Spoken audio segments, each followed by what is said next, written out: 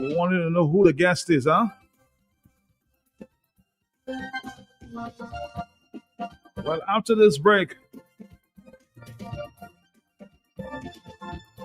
you'll find out. Taking the pause for the chords.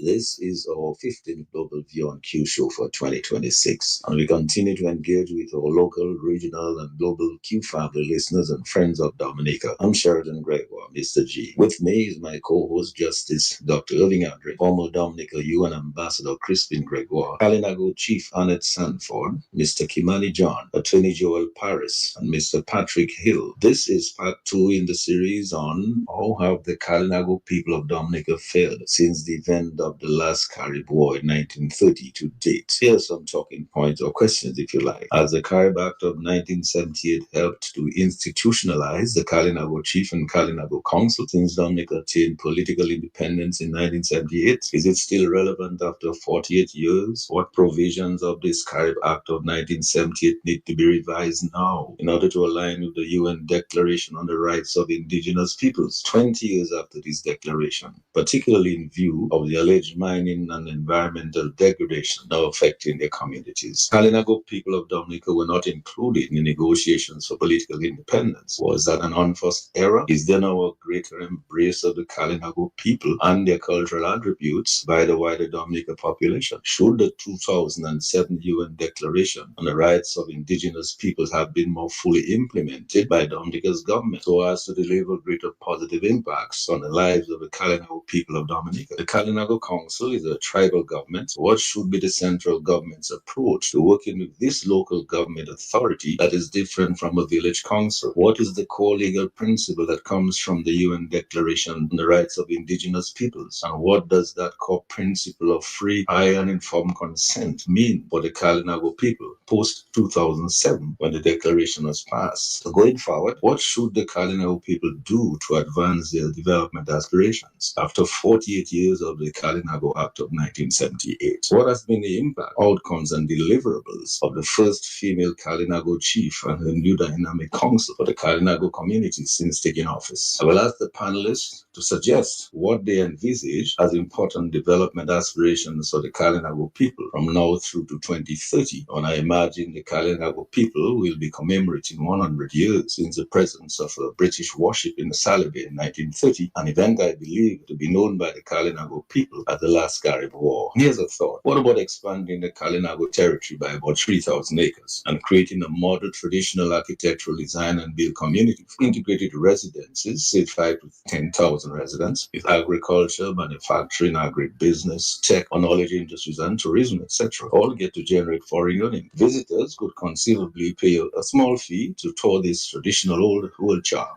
community, which would be under the ownership, direction, control, and management of the Kalinago Council and the Kalinago Chief. Just a thought. We look forward to the contributions of Justice Dr. Irving Andre, former Dominica UN Ambassador Crispin Gregoire, Kalinago Chief Annette Sanford, Mr. Kimani John, Attorney Joel Paris, and Mr. Patrick Hill on how the Kalinago people of Dominica have fared since the last Carib War in 1930 to date. So tune in Tuesday night, 8 p.m. for more on the Global View on Q, only on Q95, the big station.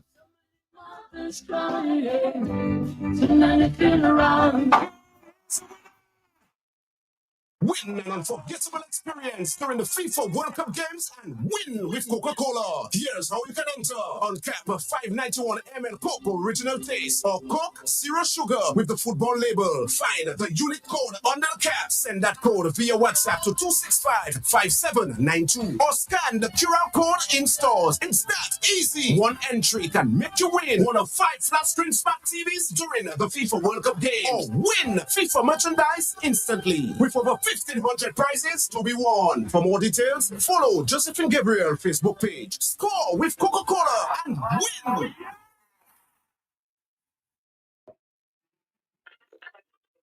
We are in the hurricane season. Stay informed by tuning in to Q95 FM radio for updates on the storm's path and any evacuation orders. Knowledge is power during a hurricane. Jump up together. Great things happen when we crunch together. So crunch and share the love of KFC's bucket together. $45 gets you 6 pieces of chicken, 2 fries, 1 corn, 1 biscuit. With KFC, there's always chances to win big. 3 winners, 3 destinations for an all-expense-paid trip with Sunrise Airways, St. Martin Carnival, St. Kitts Music Festival, and Lucian Carnival. $1,500 spending cash, hotel accommodation, event tickets, and ground transportation. All you have to do is purchase a bucket together. Write your name and phone number at the back of your receipt and drop it in the draw box. KFC's finger licking good.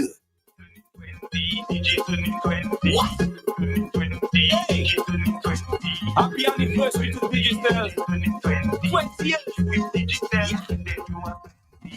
Turn it 20, Digital in 20. Turn it 20, Digital in 20. Turn it 20, Digital in 20. If you with Digital, then you are plenty. 20 years with Digital. If you're not too fast, then hear me well. I have my TV and still have my cell. I have my internet on from Digital. 20 years of real connection. So pay attention. You might benefit from all what I'm about to mention. You can be a VIP or get 6 months on your bill free. Because 2020, Digital in 20. 2020, Digital in 20. 2020, Digital in 20. If you with Digital, then you are plenty. I say with Digi, you can win. Celebrate, connect and win. Prices weekly, you can win. When you with Digi, that's a win. 2020, Digital in 20. 2020, Digital in 20. 2020, Digital in 20. If you with Digital, then you are plenty. 2020, Digital in 20. 2020, Digital in 20. 2020, Digital in 20. If you with Digital, then you are plenty. Yeah. Activate a 7-day plan or higher. Sign up for postpaid or sign up for home internet for your chance to win. And here's all what you can win. Hear me now. I get it Amazon voucher, brunch voucher, dinner voucher, grocery voucher, even gas voucher. And then, hey, you know why? Dio Kubule, Teta Nukabwe, Dio Kubule, Teta Munekwe, Hele Kubule, Nuka Chedefo, Selma Kubule, Pake Ani encore. Bakalache, Bakalache, Bakalache, Dio Nukabwe Kubule, Bakalache, Bakalache, Bakalache, Dio Nukabwe Kubule, Bakalache, Bakalache, Bakalache. No me cubule, Bakalache, Bakalache, Bakalache, no capue cubule. Drink responsibly.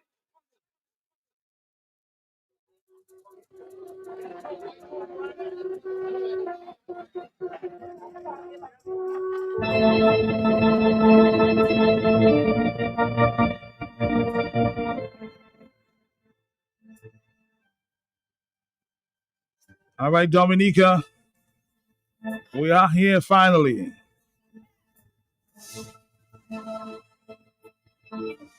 Stop thinking and guessing at this time, huh?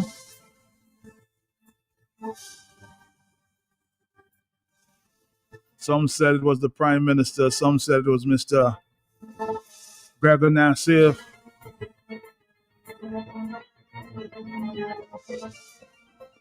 Some of you, just text and send voice note predicting.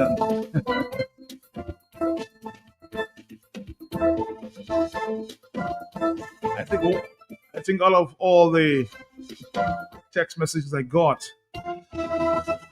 one person got it right. Yes, Dominica, our next guest. We have heard her name in the news on social media, and she's no stranger to the talk on the block. She's Miss Annie Edwards. I've heard the name in the news for many reasons.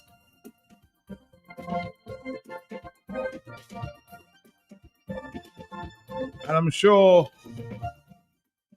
we'll explore some of these reasons as we move along.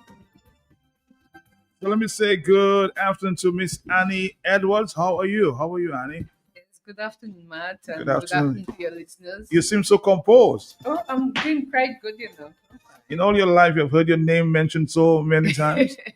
For so many different reasons. So it's nothing new, right? Nothing new.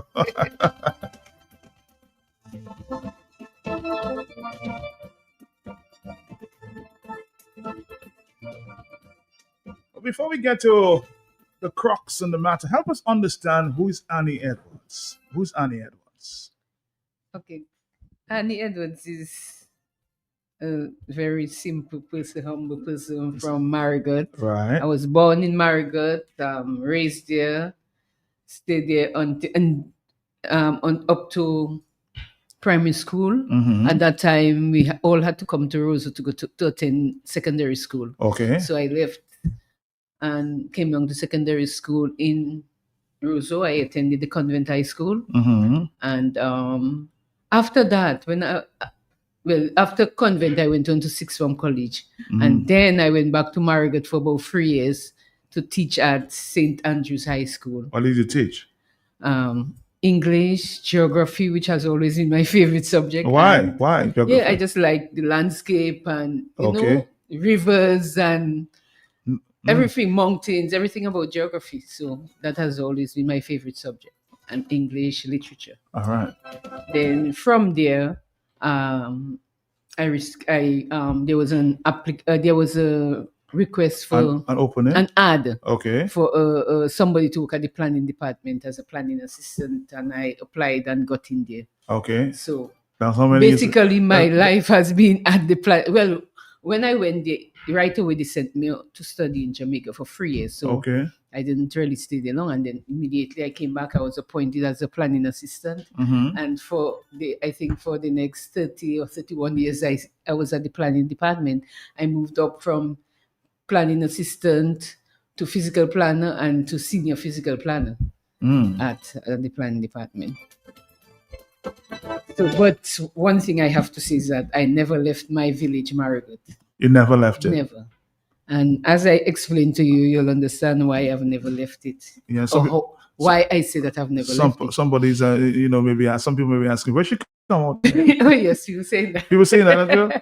Yeah, she come over from because I go to Marigot all the time, but I don't know if you know the Bay in Marigot, close to the fisheries complex. Yes, okay. My mother's home, my family home is right there. So most times I come, I'd stay in that area. But the wider community of Marigot is in, Uh-huh. whereas Sam's got Monkey, all these areas. Mhm. So I'm right at the edge of Marigot at the Bay. So a lot of people might know I'm in Marigot, but I'm in Marigot. You're always in Yeah, Marigot. yeah. You try as much as possible. Oh to do yes, that. and right now I'm even doing some renovations to my mom home to create some Airbnb. So I'm starting business in Marigot right now. Okay. That just shows I've never left. You never left Marigot. All right, Dominica, we're here, and of course, we're speaking to Miss Annie Edwards. And as we go along, you'll find out more, and I'm sure you'll have a few questions yourself. All right, so it's 1:26, 1:22. I have two clocks in front of me, so I get a little confused sometimes. One is showing 1:22, the other is showing 1:26. But I'm gonna stick with 1:22.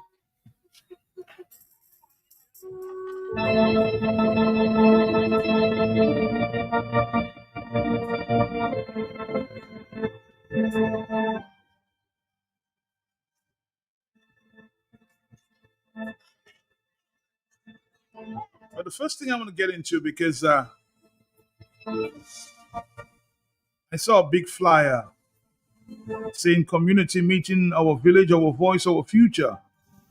Join us as we come together as one community to discuss the future of Marigot. and create a stronger, brighter tomorrow for all. And on that platform, I want to introduce our discussion this afternoon there. Join us as we come together as one community to discuss the future of Marigot and create a stronger, brighter tomorrow for all. And that meeting is taking place when? On Saturday Saturday. from 5 to maybe around 7, 8, if depending on how it flows. Okay. About 2 to 3 hours. 2 to 3 hours. So why did you decide with your team, I suspected, to hold this meeting? Well, as you are aware, or most Dominicans are aware, Right. I've put myself forward as a candidate for the upcoming election Right. in Marigot, in Dominica, but as a candidate in Marigot. For electoral office. Yes. Okay. And so I've been on the ground, going around Marigot, talking to people, getting the feedback from them. And it has been good. I cannot complain. A lot of people might say they don't know me, but they know my mother, Mrs. Mafia on the Bay. But they know my sister, who was teacher Agnes, who taught for over 40 years. So people are very familiar with me. They may say they don't know me personally, but they know of me or about my family. Okay. So yes, so as I say, I've been on the ground talking to people and moving around and so forth. But I think I need at a very early point to bring the people together under one umbrella to start thinking of the future for Marigot. As I told you, I have always been in Marigot. I always returned there. My mom just died 3 years ago. So I was very present, especially towards the last time when she was a bit sick. Okay. And I've looked at Marigot and I've realized that it is just on a downward slide. You drive through the area and you see that a lot of buildings, even from Hurricane Maria, are still not rehabilitated. I spoke to somebody from the council and he told me up to 70% of the buildings that were destroyed in Hurricane Maria are still either in a dilapidated state or partially covered or something like that. So that's a main concern. Then there's also the question of the social aspect and opportunities for people, opportunities for young people. When I grew up, Marigot was very vibrant. Just in my little area on the Bay where I live, there were at least about 5 shops and business places that were vibrant, at least 5 in that little area. Right now, at least 3 of them have closed down. There's no 2 restaurants around. But the shops that, indicate that life is in Marigot on the Bay have just closed down. There was Mr. James shop just across from us that would be open all up to the night. The men would be playing dominoes. There was Ellie's shop across there, Mrs. Winston shop. It's there, but not much of a shop. And, I just cannot understand what's going on. It's terrible. And then also I look at some of the young people around. Some of them are not so young anymore. Like young guys who maybe are in their 30s, 40s. And, you just see get that feeling that these people are just existing because there's just no opportunity for them. Back then, there was a lot of the agriculture. Agriculture was the mainstay of the economy, and especially the banana industry. So if you were not a banana farmer, you'd probably work at the boxing plants, or you would be having other agricultural crops available for shipment, because with the banana industry, you'd have a lot of fertilizer available at reasonable price. So that's one of the things I remember about the agricultural industry. It created an ecosystem where different opportunities just became possible. People would then go to the shop, they would spend, so the shop owners would be able to, to have constant activity. And that is just decreasing just in my area in the Bay. Then you drive through Wes, which is the hub of Margot, and one of these days I saw somebody post a video of Wes and said it's looking like a ghost town. So Margot has really deteriorated since the banana industry was collapsed, basically collapsed. There's hardly anything much going on. The fisheries sector is there.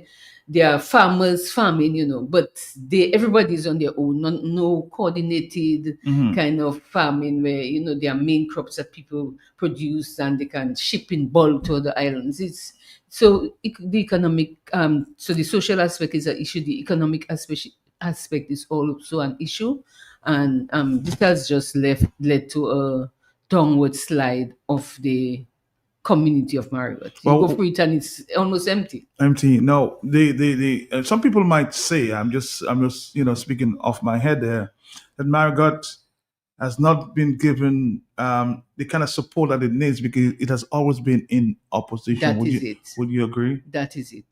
And I'm coming back to my time. Yes. But I said earlier that I have never left Margot. Right. In 2010. Okay, in 2008, I went to study natural resource and environmental management, and then I had the opportunity to do some studies in community tourism. Okay. And I also went to St. Lucia, Jamaica, and Mexico to look at some examples of community tourism. So when I returned in 2009-10, I decided, Margot is that seat in the opposition, and it's not going to get anything. So I decided to form a community tourism group there. Okay. And that community tourism group, I'm proud to say, that was in 2011. It was formally established. And so it's Margot. I'm the founder of Margot Community Tourism and Committee. And I can tell you, I didn't have anything about politics, but I did it all because I realized Margot needed something to keep it alive while it's there sitting in the opposition. And that is the reason I formed that committee. And I'm proud to say that that community is really like a driver for economic, social, one of the main drivers for economic, social, cultural, and other activities in the community right now. But you admitted a minute ago that, of course, they've always been in the opposition. So, in other words, the government has neglected Margot. That is the word. So, what do you think? What do you think that you, if put in that position there as the PAL rep or the representative, would you do differently? Okay, so that is here. We come back to the reason why I have this meeting. Okay, and this meeting is really to start. We cannot achieve everything on the first day, but to start planning for the future of Margot. And a lot of times people believe that the government is the driver of the economic activity. Not necessarily. The people within the community can come together and drive activity, and then present to the government their plans and so forth. And that is one of the great things about planning. A lot of people, so my flyer is saying is to discuss Margot in the next 20 years. When you plan, you don't plan for 5 years. Politicians plan for 5 years. I'm not a politician yet, just kidding. But you plan for 20, some do for 15, 20, and I like to mention the Chinese plan for 100. So you're futuristic, in other words. Yeah, that's what I've done all my life, planning. Okay. So I want, my intent is to keep that meeting where we will start to think of Margot. What would we like Margot to be in the next 20 years? Because we have gone through 26 years and it has just regressed. So we now need to start thinking about ourselves. And there's a lot of that can be done if this is done properly. So really, what does planning mean? It's really in simple terms, it means planning today for tomorrow. That's what is deciding what you want today for tomorrow. So what you're doing you might not live to see it, but your children and future generations will be able to do it. It really causes you, it's like a bringing together of the minds in the community. Everybody come together in one space and they brainstorm on where they want. And you'd be surprised what good ideas can come out. You Okay. brainstorm, and we are going to break it down. I'm going to break it down into different sectors. So we'll have a sector. One of the sectors So is if tourism and culture. if still elected in a position, you want to be a community representative. You want to work with the people of Yes, Marathon on the ground. definitely. But I'm starting now. You're starting now. I don't want to wait until that day when, I want, if I'm selected to be the representative, to move in with my mini manifesto for the community. Okay. So beforehand So what you the st- you- people want. So you're starting early. And that's it. Start early. All right, but you have what seemed to be a division on the ground, and it's obvious that one group is supporting Annie, the other group is supporting the other nominee, which is Delbert. What is your relationship with Delbert? Do you have any personal issues with him? No. No. I didn't know Delwood before he joined. I'm in the Rotary Club, and he joined the Rotary Club. I can't remember how many years ago, Right. and that's where I really got to know him. And we worked well. And when he said he was getting into politics, I was happy, and I Okay. told him, I'd like to work with Congratulations. him. I have a group up there, and I'll work with you. But I don't know what happened, and that never came through. So But he has never been the representative of Marathon. no. It's a we know the arrangement. Yeah. Okay, but tell me, as I said, there's one group representing Delbert or supporting Delbert, one group supporting you. What has been the reaction on the ground there? Well, I wouldn't say one group. The constituency Right. association, Right. the members who are there, Mm-hmm.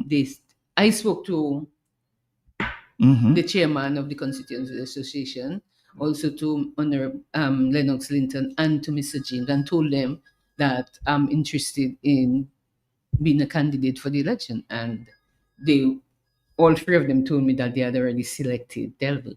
Okay. But I told them, I've spoken to people on the ground, and the people are saying, it's a democratic process. So if I'm interested, well, let me go forward, and then Mm-hmm.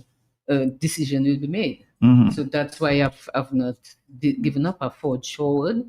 Okay. And also, when I read through the constitution of the United Workers' Party, Mm. it says that the constituency association is responsible for Nominated for recommending is the word that's used. or recommended. Recommending Okay. That's a better possible word. candidates. Yeah. That's Okay. the word that's used. And the National Association is responsible for making the final decision. So that's why I'm But that did not prevent you from putting your name forward. no, but so I told them that I'm interested. So they were Okay. supposed to send my name forward, but it wasn't done. But Mm. I've informed the national executive that, You- or I've informed members of the party, not the executive, members of the party, that I'm interested. Interested. So they're aware that I'm on the ground. So why in my why did you decide to go and get into politics? That's an interesting thing. I would never, a couple months ago, I would never even think of politics, Right. because it's just not my personality. Uh-huh. But then I've been really watching Marigot and seeing things are not, as I said, that Right. things are not progressing. And then, I've also been hearing things on the ground. People seem dissatisfied with certain things on the ground. So, and also I must say that because I've been so vocal on, national issues in particular, Yes. And the I environment. mean, it has been overwhelming. I walk through Rosa and people tell me that, you speak so much about national issue, you should try to get into politics. Mm-hmm. And I always told them no. But I mean, the encouragement has been overwhelming. So maybe I guess it started festering in my mind. Uh-huh. But it's only like about 2-3 months, maybe not even full 3. At least 2 months ago, I made up my mind. You made up your mind? Yes. Were you coerced into getting into that position? No, I wasn't coerced. No. I mean, people, as I told you, people have been telling me to get into there, and I must admit, I've been also getting people from the party spoke to me and all that, So eventually I just decided, why not? Because I'm at the stage where I'm not retired, but Okay. I'm not full time at work. I'm still working, and I consider myself have a lot of experience. You have a lot to offer. A lot I to have a offer. lot to offer still. And I see, not only Margaret, but I see the country really going down in a way that's not. They talk about sustainable development, but it's not sustainable. And I've spoken a lot about what's going on Dabewash. I've spoken a lot of what's the airport project and the fact that EIA in-depth studies were not done. The same thing for Dabewash. We saw the documents ESIA and for both of them, and they are just not up to the level that they are supposed to be. They are not robust enough. The robust tests that had to be done were not done.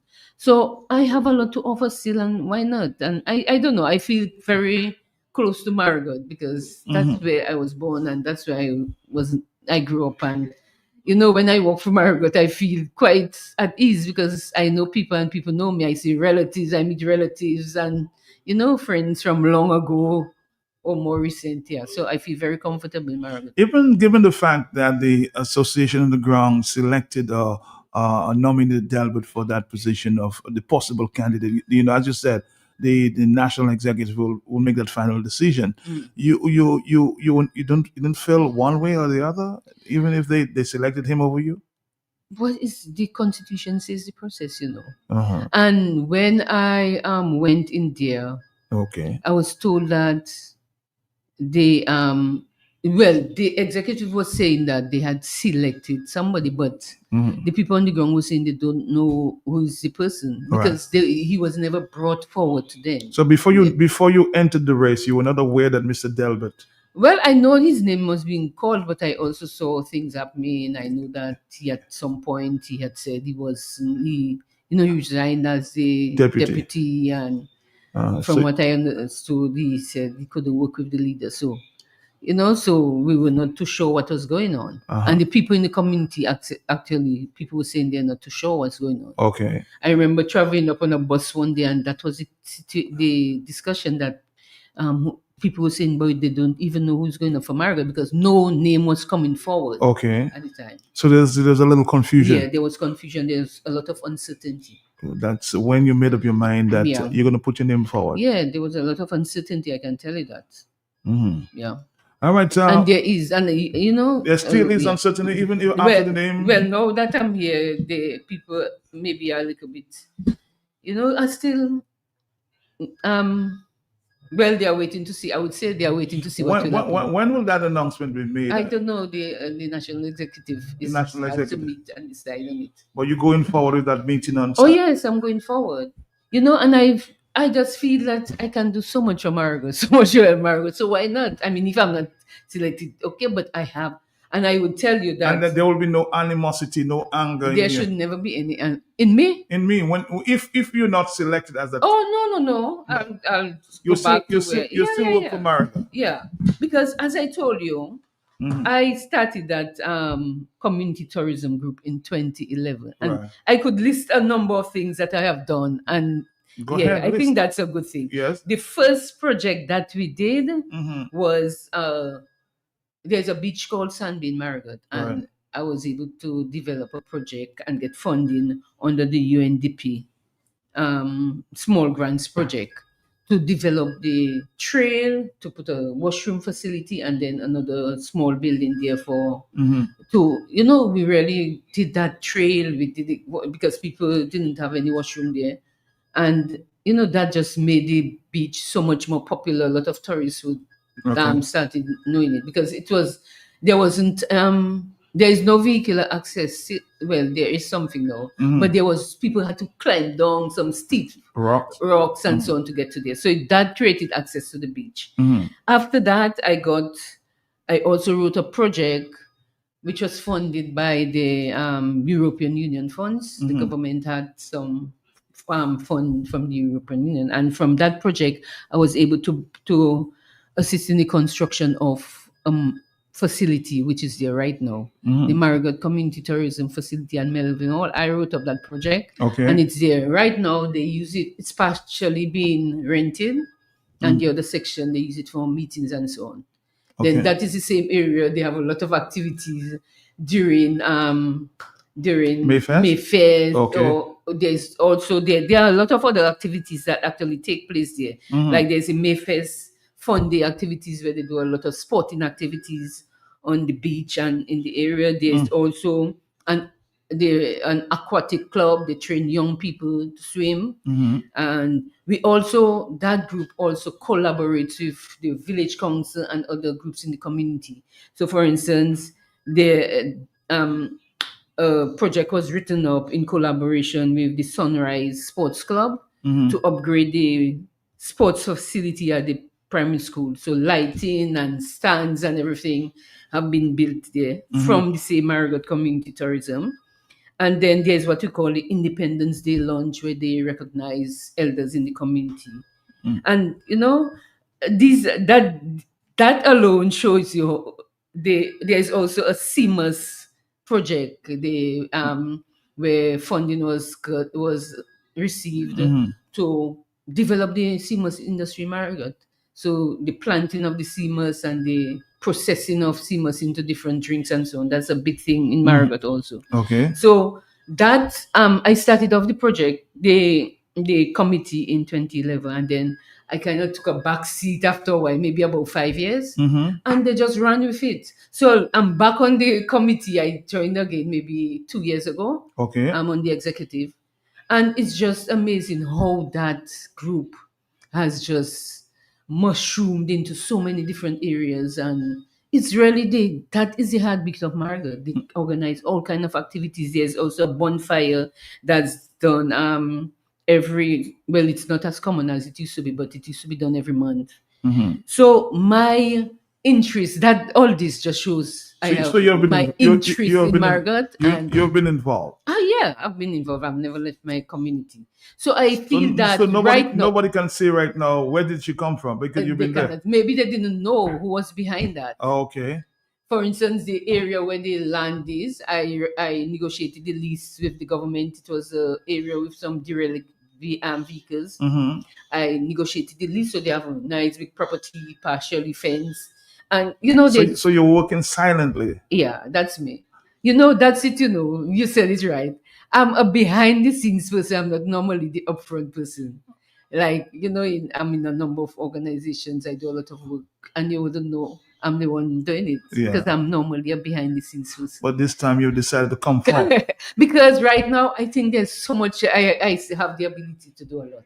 All right. And I see Dominica needs people like me and more people. And also, Juliet has. Yes, Juliet, you're your colleague. They maybe rub off on each other. I suspect that's what happened. So you guys rubbed up. Yeah, she's a former planner herself. Yes. And there's a reason. I was thinking about it, Matt, and I said there's a reason why we planners have come forth. Because we see that Dominica is just, it's just like a child, helter skelter, vai. Planning does something to people's psyche.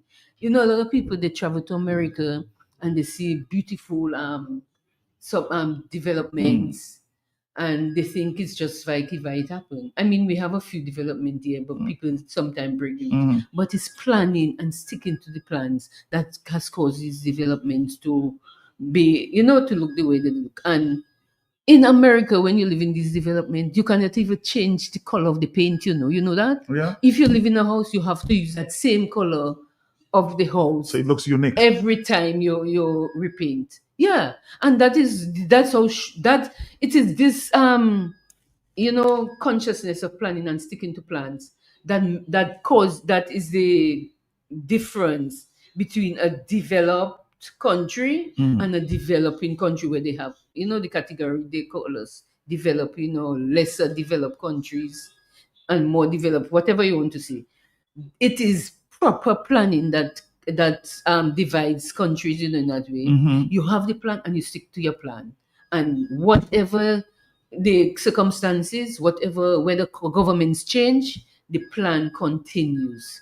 And that is something that's really missing. And it's no doubt that Juliet herself decides she's going to step in. Look at the state of Roseau. And I would tell you that there are a lot of plans at the planning department for Roseau. When I was chief physical planner, I spearheaded the development of the national land use policy and plan. There's a national land use policy and plan in Dominica, sitting at the planning department. These are supposed to guide development in Dominica, and they are just ignored. But it's time for us to start putting planning at the forefront and put everybody, it's a mindset kind of thing. Everybody knows that this is where the country has to go, and we follow it as much as possible. I mean, there might be variations. You can change, maybe every 10 years you can review your plans, but you have a plan in your mind. Why the UWP? There are many, of course, political parties in Dominica. Why did you choose to sit with the UWP or to have discussion at UWP? Have you always been? No. I've supported UWP from, I would say from 1990. Okay. It came in 1988, and by at that time, the whole of Margaret was freedom. Right. Yeah. But then when Mr. James came and people understood, his vision. Yeah, his vision. Do not give a man a fish. Teach him to fish. That just resonated with people, and a lot of people just got onto UWP. My entire family changed, and we have never turned back. And that I have always. And then also, personally, my husband was, he actually was working with UWP at a very early age. All the secondary schools that what kind of work your husband? He was the project manager on a number of secondary schools. Grand Bay. He actually was the project manager who ensured the construction of Grand Bay, Cassie Bruce.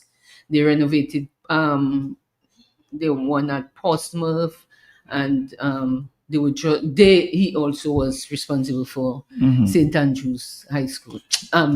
Northeast Secondary. They say every successful man is a positive. There's a positive woman behind him. And I was the one behind encouraging him, because I had so loved UWP. Yeah, I supported him. He actually left his job and went across to work with government. But unfortunately, he was the first person to get fired when I would say, when the government changed. So that's how far back I go with UWP, and I've never changed. I was in the system, and I know I was victimized because everybody knew me, knew David Edwards was my husband, and but I survived. Is he giving you full support? That's important. Yes, since you made up your mind, he says, "I will be with you." Yes, I'm not sure if he agreed for me to go, but once I made up my mind, he has been on board. So he's on board because every successful woman needs to be a strong person. Right. So that's important. You need partnership. Yes, definitely. So you have his support. Oh yeah. All right. Okay, Dominica, 449-3095-9697. A lot of WhatsApp messages, Facebook messages. So yes, I am blowing for my mom. That's Tony. I don't know who it is. Yes, I'm blowing for my home girl, my home woman, to put themselves forward for public office. I look forward to the day when Dominica will be governed by a solid team of women. Well, two have already presented themselves.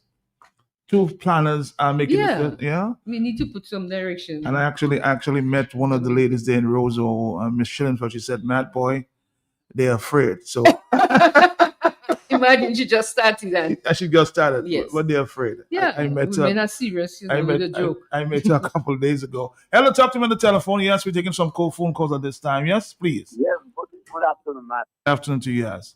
Good afternoon, Pastor. Solid. Your phone. 100% with Annie Edwards. Salisbury with her. And Salisbury supporting Annie Edwards. And we are totally with her 100% in the movement for change. Thank you very much.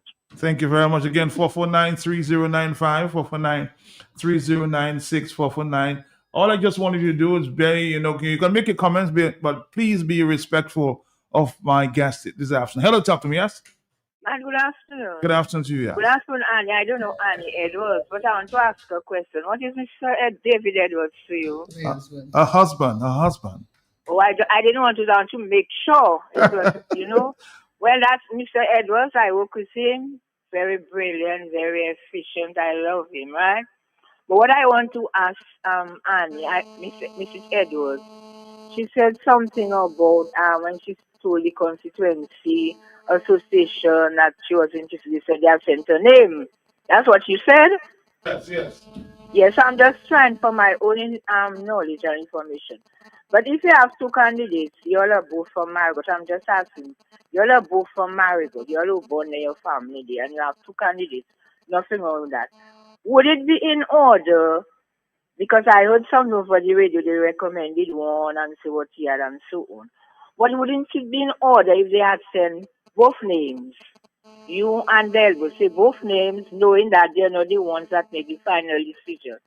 Submit both names and let the exec or whoever have to make the final decision, instead of saying they submit a name already. I'm just asking. But I'll be honest with you. Maybe it came before, but I heard, and that name was announced. I've been hearing in the news for a little while that he's a possible candidate. But in terms of officially from the constituents on the ground, there, I heard it on May. I want to be May 26th. I still think I have it in my file here that it was official that the association on the ground nominated Delbert. Yeah. Yeah.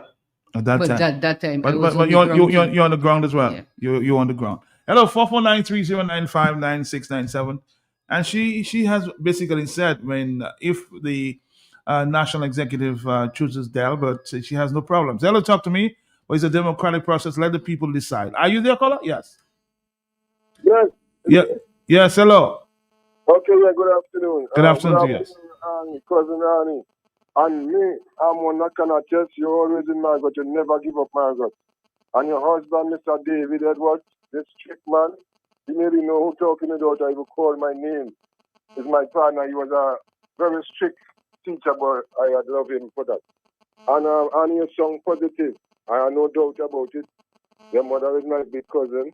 She was a very good lady. Yeah, I remember all the good she do for me too. And for the village. So I'm so excited. I maybe have to mark down what I have to say. But I wish you all the best, and I'll come and give you my support. All right. Thank you very much on the telephone. Are you there? Yes. Yes. Good afternoon. Good afternoon to you. I'm calling from Marriott. My name is Jennifer. Your name is what? Jennifer. All right, Jennifer. Good afternoon to you. I'm all the way with Annie, 100%. I am very excited and I cannot wait for that meeting because Marriott really need a shaking up. Trust me. We're all the way with her. All right, so let's take my phone call. Thank you very much. Yes, it's 1:55. Are you there? Yes. Yeah, good afternoon, Matt, and good afternoon, Annie. Good afternoon to you. Yes. Yes, while Annie was talking about Marigot in its heyday, she mentioned bananas, but it went a little further than that. She has to remember the coconut and the copra. Mm-hmm. And where she lived there, she mentioned a Mr. James. The Mr. James is was Marilyn's father, Marilyn James. Yes. Yes. Right. So you remember the back of them had a copra house? Oh, yes, that's true. Absolutely. No, I want to remind you because in the heyday of Marigot, I used to be in that area. That's true. I used to be in Maishal also. As a matter of fact, I learned to drive in Marigot. Morrison taught me to drive because Mr. Stafford had many vehicles. Oh, You remember yes. that? Right. So imagine now how Vauxhall and all those places used to be back in the day. I mean, we used to actually race Land Rover Jeeps in that area going for bananas. And then all the different areas where you have the boxing plants and stuff, and women working every day of the week. And when bananas move into Portsmouth, people just had steady work going on there. But I want you to remember the heyday. There was also copra. Copra was a big thing in Marigot. Have a good day. Congratulations to you also. All right. Thank you very much. Good. That's what democracy stands for. Looks like, huh? Well, hello. Talk to me on the telephone. Yes. Let the people decide. Are you there, caller? Yeah. Good afternoon, Mark. Good afternoon to you. Yes. Mark, thanks for doing this interview this afternoon. Mark, I wanted to touch two things. At the beginning, you talked about Marigot not getting it together. But the reason is a two-way relationship. But something is wrong with your telephone. You might have to use another number. I'll call on maybe try 616 because your telephone is certainly giving me a problem. Call me back, Mr. Lloyd. Hello, talk to me. Try 767-616-4257. Hello, talk to me. Yes. Yes, Matt. Yes, sir. I think in the case where you have those two representatives Yes. in the same constituency, they should have like a by-election. Let the people vote for who they want instead of a group of people just dictating who they want based on whatever policies or biases they have. Mhm. Let the community vote for who they want to represent them, and then this is a true democratic process. You know, nobody will dictate into either A or B or whoever they want based on whatever bias list they have. Okay, all right. Hello, talk to me. Another suggestion. Hello, talk to me. Yes. Matt, over there in St. Thomas, I have a day off, and here who I'm hearing on the radio, a wonderful lady, Annie Edwards. Matt, I don't know her face. I cannot point out exactly who she is from my standpoint, while I stand in St. Thomas. But Matt, we have used Annie Edwards' name for a while now, for years. She's used her expertise in Dominica.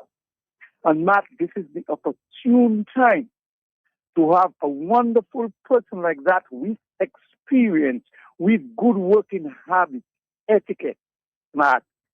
It's our time to use Annie to get Dominica as to her skills and what she has been doing to get Dominica where it's supposed to be. Matt, I am confident that she will do a good job. Hearing from her for the first time, we're going to go places, man. I don't care what people say. We know what we need to do in terms of governance in Dominica. We could talk about all the fights we want, but as Dominicans, we know what we need to do in terms of a good change in Dominica, a good, lovely, blessed change. But have a wonderful afternoon. Annie, blessings to you and any one of you who decide to go. God bless all you.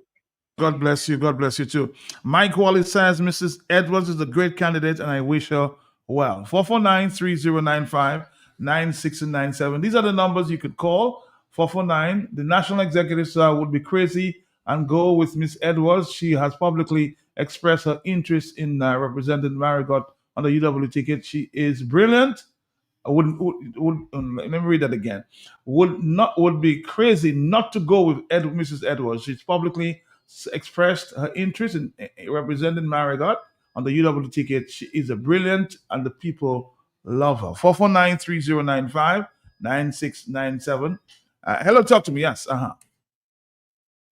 Call up. Yeah. Yes, yeah. sir. Can you hear me better? Better, much better. Yes. Yeah. Matt, I addressed something that you were talking earlier about Marigot and benefits from the government and being tainted. Why big part of Marigot not benefiting over the last 15, 20 years has not had a map, you know. My friend, something is wrong with your telephone. I know you're trying to get through, but something is definitely wrong. Maybe try the overseas line because we're not getting through. I don't know are you calling from your cell phone or something? Yes, sir, you're not getting through. I'm really, really sorry. Okay, Mr. Lloyd, you're just being interrupted with some signal there. 449-3095, 449-3096, 449-3097.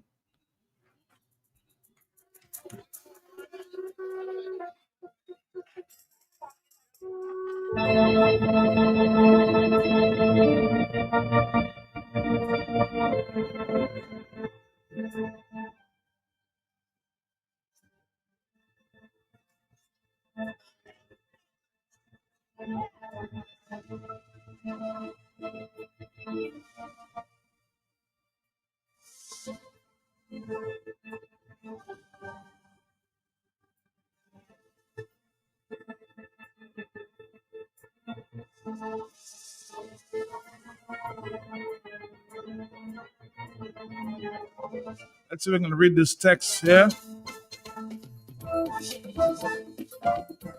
There are many, many text messages. I'm sorry if I can't go through all, I'll try my very best.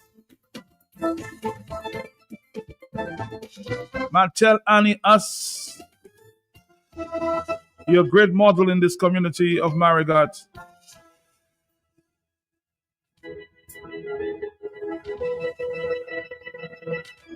And of course, the UWPs have selected some competent candidates who can represent them at a high level. They have an opportunity to demonstrate true democracy through the process. And once the people speak, they can join hands to the betterment of the community. So in other words, let the people speak.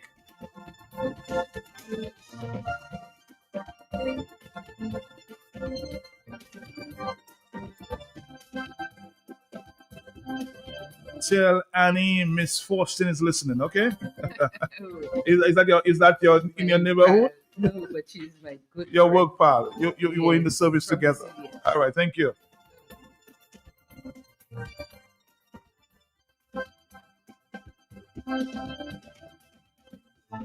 Somebody insists that you should answer why the UWP. Why did you decide to join the UWP as a candidate? Did you answer that question? They don't feel that you're given enough reason why UWP. Some people are insisting. Well, why UWP? But I have been a member of UWP for a while now. Okay. Yeah, as I said, I've been voting UWP since 1990. You know, I vote in Margaret. I've never moved my my name from the list in Margaret, and yeah, I feel very comfortable with the UWP. I would never think of any other party. I just think that, you know. All right. in- They're the in best. Margaret- They're the best for that. Oh yes, and I also think Dr. Thompson is the best person for Margaret right now, for Dominica right now.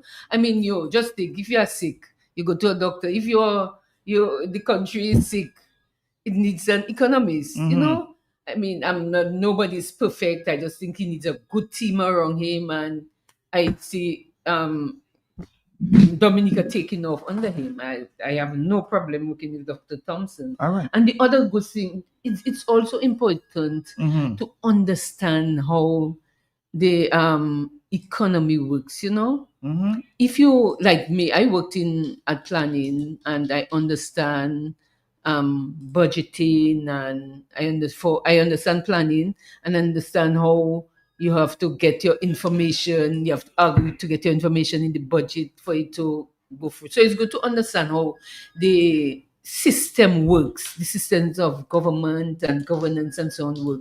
And if you have that foresight, that knowledge and foresight before you get in there, you Mhm. can hit the ground running. For instance, I mean, policy. I understand the issues of policy. We need the government to have more policies in place to get the economy going. So a lot of times it's just if I get up and do things, but the policies what drives the country and the economy, and Mhm. it makes people more accountable. So if there's a national policy, for instance, for tourism, I know there's a national tourism policy. Or the It's environment, not for there. For example. the environment, oh, that's a good one. If there's a national policy for the environment and it's well articulated, then everybody has that mindset. So, for instance, right now we think of Dominica as a nature isle. There should be some strong policies in place to ensure that the nature isle image remains untouched. So, for instance, what's going on at Daybush should never happen if we had strong policies Mhm. for the protection of our environment, and which successive governments would come in and, you know, abide by those policies Implement. and Mhm. recognize them and so on. So, and then with the policies, then you have plans that have to be developed to support the policy. So, yeah.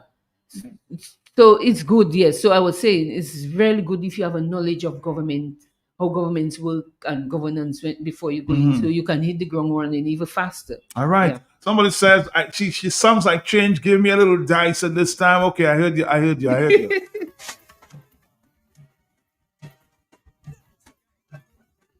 Change is a phenomenon. Comes with the rising sun. If you don't ride that way is gonna ride all over you. I'm just following the requests on my text messages. Okay.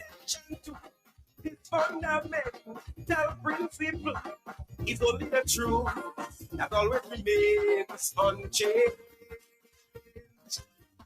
If you lead by example, you can change the people. If not, people will change and stop following you. There's always another. Not the whole country needs a reset. We need new leadership, new people all around. The country has been in decline and decay for too long, far too long. Congratulations to the lady moving forward. We need new life, new blood, and a new beginning. Huh? Your people from the corner. When government controversy upon your citizens. Madam, listening to the interview with Mrs. Annie Edwards, and in all respect, she would be an excellent representative for the people of Marigot. That's the level of representation we would need in Parliament. God's blessings and best wishes to Annie and her family.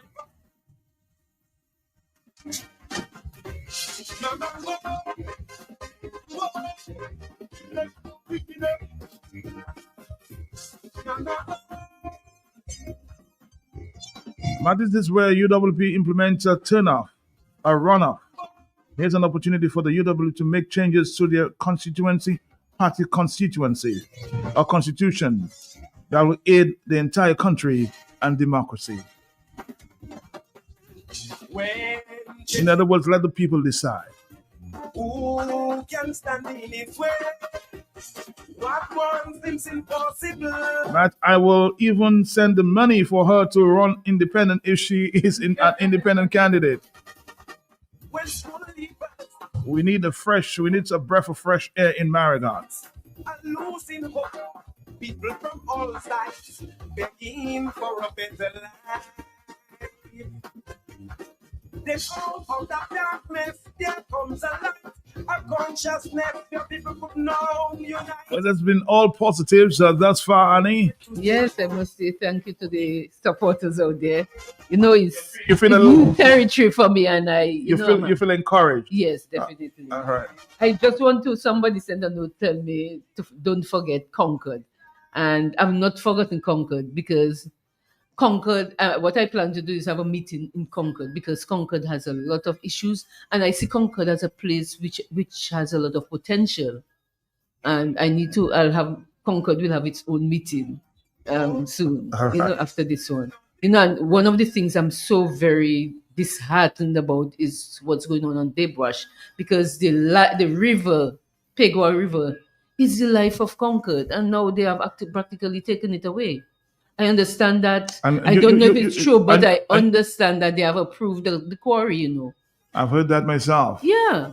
I mean, the government is really, I would say, I wouldn't say crazy, but I mean, how could they do that? The information against that quarry is so overwhelming. The main one I saw was the threats of the to the health of the people, Mhm. with the arsenic and mercury getting into the water. And I don't understand that. They haven't even made a statement to the public about that.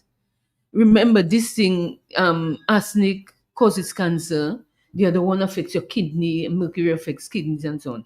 And the other thing we have to remember is that the river runs into the sea. So all this is going to get into the coastal waters, and it's going to contaminate the fish. We eat the fish. Mhm. So you don't know who will get affected by this in the future. And if they really did that, this is very, very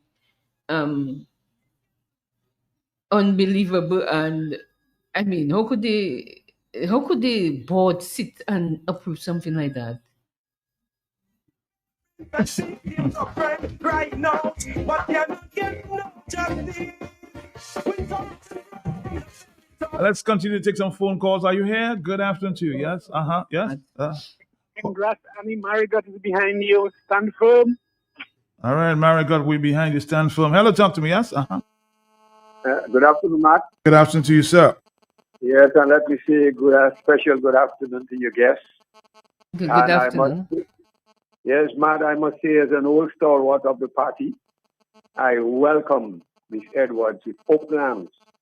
And Matt, you know that I've said many times that I've actually announced my retirement. But if I have to put my boots back on, I will. And I hope that her entrance would inspire a lot of our powerful women out there to step in. Politics is not just a man's game. It's a game for anybody who has the competence and who feel that they can do it and they have the drive. I welcome her, and I can speak on behalf of the United Workers' Party. We welcome her in Marigot, and I believe it's a breath of fresh air in the community. So I'll be taking a run up there, hopefully on Saturday. All right. Thank you very much. Okay. Hello, talk to me on the telephone. Yes, are you there? Yes. And I just want to remind you that's a big meeting planned for Saturday, right? Yes. Saturday. I might get a bigger crowd than I think. Where is that meeting? At the primary school. At the primary school in Maryland. Yes, because I want it to be like a forum where people can sit, maybe in groups and discuss, and then, we come up with some ideas and suggestions. Are you there, caller? Yes, sorry about that. 449-3095-96 and 97. Hello, talk to me, yes?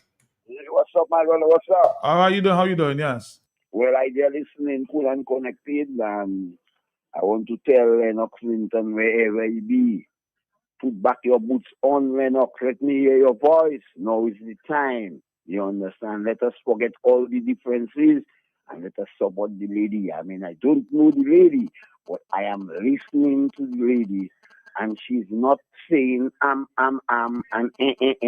like Imam. She's going with a flow. You understand? And you see, when you have people like that in a party, that is what you need. You need the priest, the bishop, you need everybody to keep your brain going, because the politics is going with the religion too, but the religion is going against the politics. So there's a problem. But Annie, I don't know you. But when I listen to you, you have vibes. I think you can do something better when I listen to you for Marigot.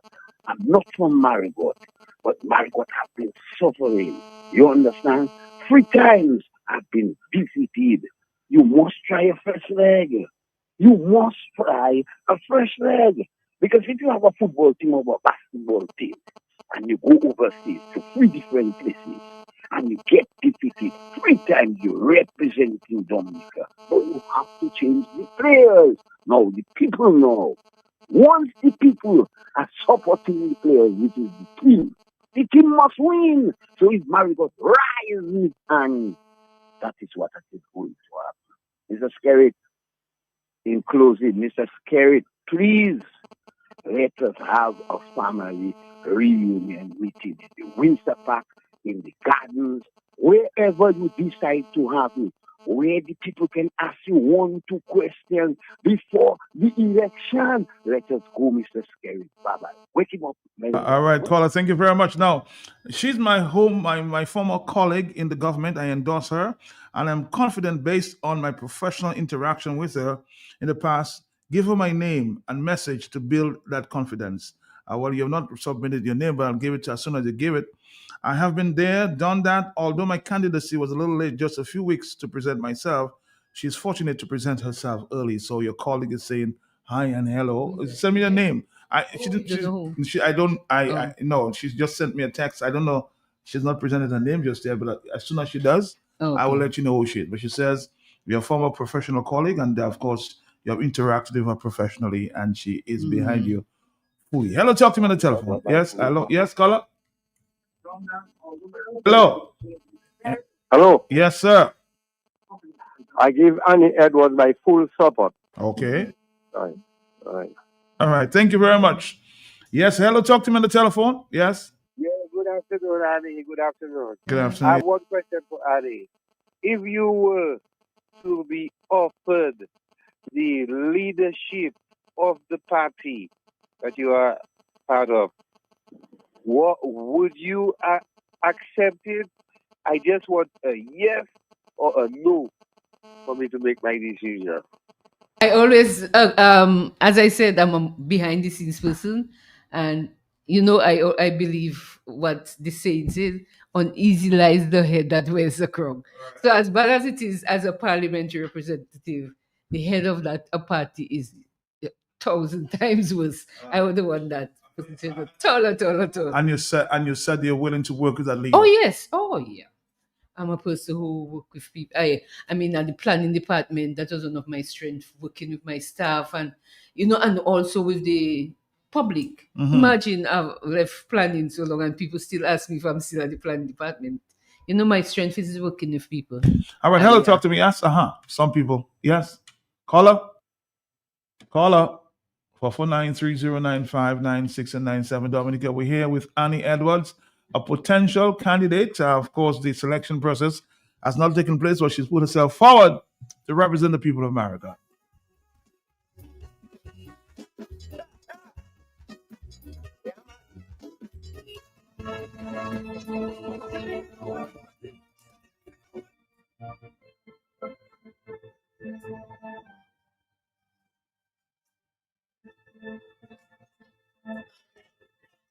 Somebody from out, I think, out of Dominica says, "Why did you wait till I'm out to do this? I can't be there for the meeting on Saturday. I love you. Thank you, Live thank on you." Ronnie. Yes, sir? Ronnie Roy will bring it live. Ronnie Roy will bring it live. Yes. Okay, thank you very much. I'm sure if sponsored, DNO might just bring it live, and of course, MO. That's a big meeting. A big meeting. No, we're just using Ronnie. You know he's from Marigoton, you know. All right.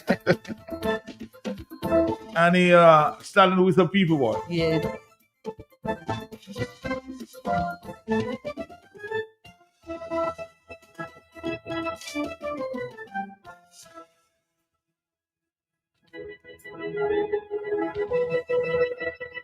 I'm just reading some Facebook messages. Marigot, people has the opportunity to prove to the world whether they are loyal to the party or a gang.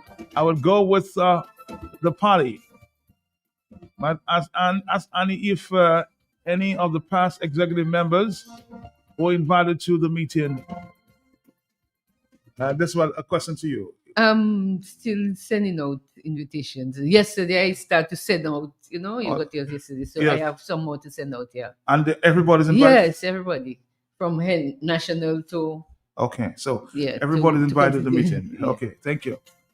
But no voting will be taking place on Saturday. No. Let me It's tell just you, the that's people not that- a political meeting on Saturday. It's strictly about Marigot, about the people of Marigot, and you know, the revival of the spirit in Marigot. You got the feeling that things are down in there, you know. Mhm. So once people start to look to the future and you know think together as one, come up with ideas, people just start to the vibe I would say would just change. So it's all about Marigot people and having some kind of foresight and having some kind of, you know, getting back the energy they need and optimism and all those kind of things. Yeah. All right. Yeah. A meeting- That's what it's all about. We have been I- beaten down in many ways in Marigot. So Some people think it was a meeting to decide on a candidate. No. No. That's It's not Annie's idea. It's just my idea to start the I think I would say the wheel rolling. The ball rolling. Yes. Yes. Okay. Yes. All right. Well, not start, you know, because I started to, but to crank it up and get it moving now. All right. Faster. All right. Yeah. More telephone calls in the afternoon. Hello, talk to me on the telephone. Yes. Myself, good afternoon. Good afternoon to you, sir. Myself, I just tuned in, Yes. and I want to applaud people like Annie, a solid woman, a strong woman, somebody whom opposition or anything will not deter. You know what she wants. Mama, I've been here programming, but I saw certain things out there. I saw her on my little thing on Facebook. And I believe she's a powerful woman, and the few people, women I know in public that have seen, that have served this country, the comments they've made about her in meetings and representing the country, not bowing to politicians. If she take a position in her job and whatever, to maintain that position, Matt, I believe we need strong women like Annie, that a few bandits cannot deter. You know, it's not easy, you know, Matt. When you know you have an area where they have certain power and to come up and challenge, not that she's taking on anybody, but she decided to put herself out there to represent the people. I think Annie going to bring a serious forward movement to the United Workers' Party. I believe Annie is a person that will bring other people, bring labor rights on board. And he coming here not as a person with any controversy. And people like her will change things for the UWP. And I believe more Dominicans like Annie and the Shillingford lady should come forward. Mm-hmm. And a lot more Dominicans should come forward to show that politics is not for one set. And one set of people cannot control the narrative, you know? And I don't think she's about control. I just think she's a professional woman. I think she's a brave woman, she's a strong woman. And people like that are scary to look for certain women that will just follow. But Annie will not follow, not counsel, not anybody. And he will constructively support her leader. You know, from all the reports I get in about her. I want to tell Annie, keep up the good work. And Margaret people certainly will show that they stand for Dominica. They stand for people that spirit cannot play in the head. They stand for solid people, honest, and integrity. You know? Because Roosevelt Skerrit is a guy. He'll feel straight anybody that's vulnerable. And we see what Roosevelt Skerrit have been doing. I suspect this is what Annie wants to stand against. I cannot speak for Annie. Can be someone as a professional woman. If you're walking the street just like a professional, every time you see her, you know, I really want to welcome her into politics. I can't say welcome her into UWP. I cannot call myself as one of the players in UWP. But into the politics of this country, I welcome people like Annie with integrity, who will stand up and not bow to Roosevelt Skerrit on the streets. So Annie, once again, welcome. More love. All right, thank you very much. Thank you. All right, 449-3095-96 and 97. Somebody says she should tell those who support her to stop referring to the section of the Marigold community as a gang. They are the ones who build the party, and that she wants no one to represent, okay? So kill the negativity. This is what That's what I'm here for. That's what, yeah. Unity. Unity. No division. Thank you.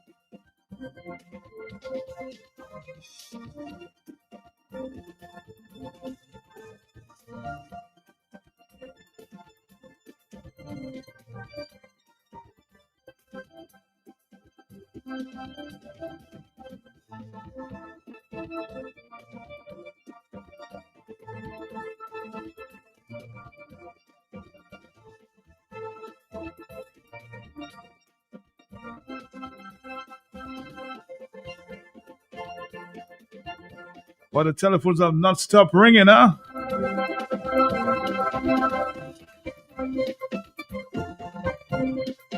Women power all the way. A lot of support for Annie Edwards. On the telephone, hello, talk to me, yes. Good afternoon to you, Mark. Good afternoon to you, sir. Mrs. Edwards, good afternoon to you. Good afternoon. Yeah, Mark, I do not know Mrs. Edwards, but I've listened to her for a while, right? But I called to support one of the callers, Mark. And let me say, first of all, I think that she's a brilliant person and she's a good person to represent her people. But I see one of the callers suggesting that they should have an election in Marigot. And I support that caller because right now I might get off track because I was counting the people who are calling from Marigot and those who are like me who are not from Marigot. So, Mark, I believe that's a strong suggestion that if they would have an election among themselves in Marigot for the people to speak loudly who they want to represent them. So, therefore, there will be no friction after that. Miss Ernie, I hope you would agree with me. And if that happens, that would be the best thing to do for Marigot. Bye-bye. All right, caller, thank you very much. Now, Mrs. Annie Edwards is the preferred candidate, somebody is saying, for the Marigot constituency. Give her the chance. She'll make things happen. She is already making things happen. Support Annie, vote wisely. This is one caller that I think is my friend Alex in Switzerland. Good afternoon to you. 449-3095-96 and 97. Dominica, is it time for change to say? Is it time for change? Let's listen to Dicey again. If you lead by example, you can change the people. If not, people will change and stop following you. There's always another aspiring leader. We need more women like Annie and Dominica to step forward. Women are the bedrock of any political movement. Smarter than the unemployed young people from the corner. When government controversy of what your citizens are trying to achieve.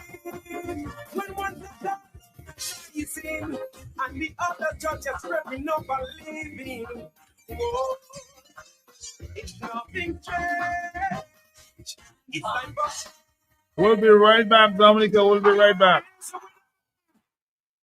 Win an unforgettable experience during the FIFA World Cup games and win with Coca-Cola. Here's how you can enter on cap 591 ml Coke Original Taste or Coke Zero Sugar with the football label. Find the unit code under the cap. Send that code via WhatsApp to 265-5792 or scan the QR code in stores. It's that easy. One entry can make you win one of 5 flat screen smart TVs during the FIFA World Cup game or win FIFA merchandise instantly with over 1,500 prizes to be won. For more details, follow Josephine Gabriel Facebook page. Score with Coca-Cola and win!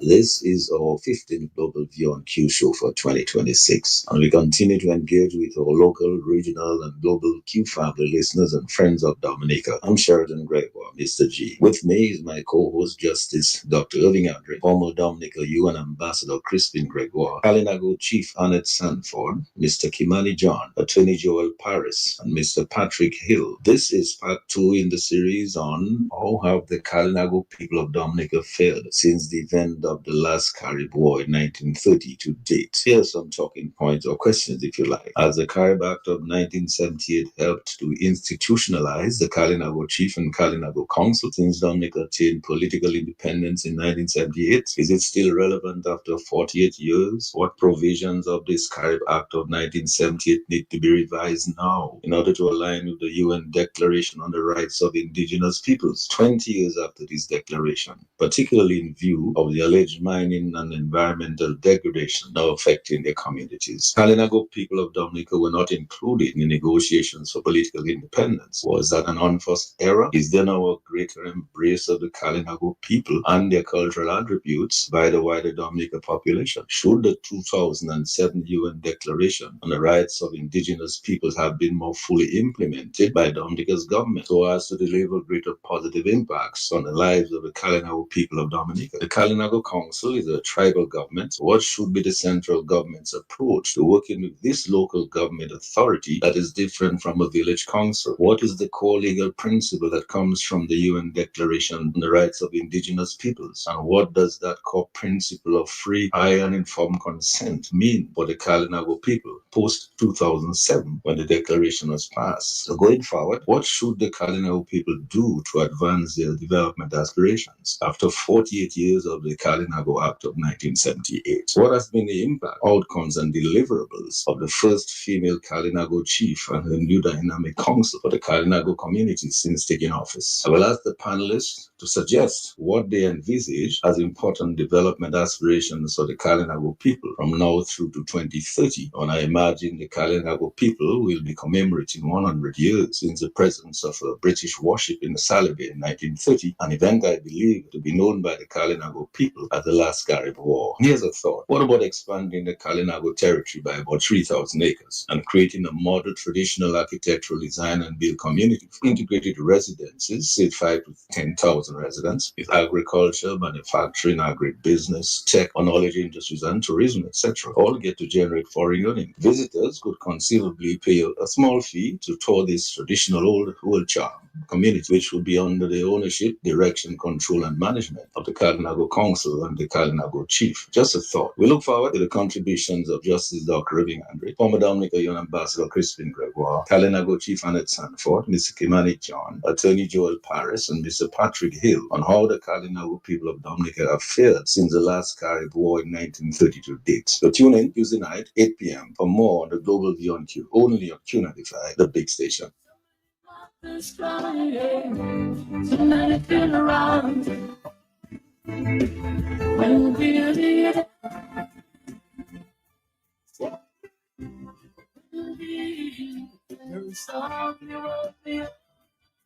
And the children can play.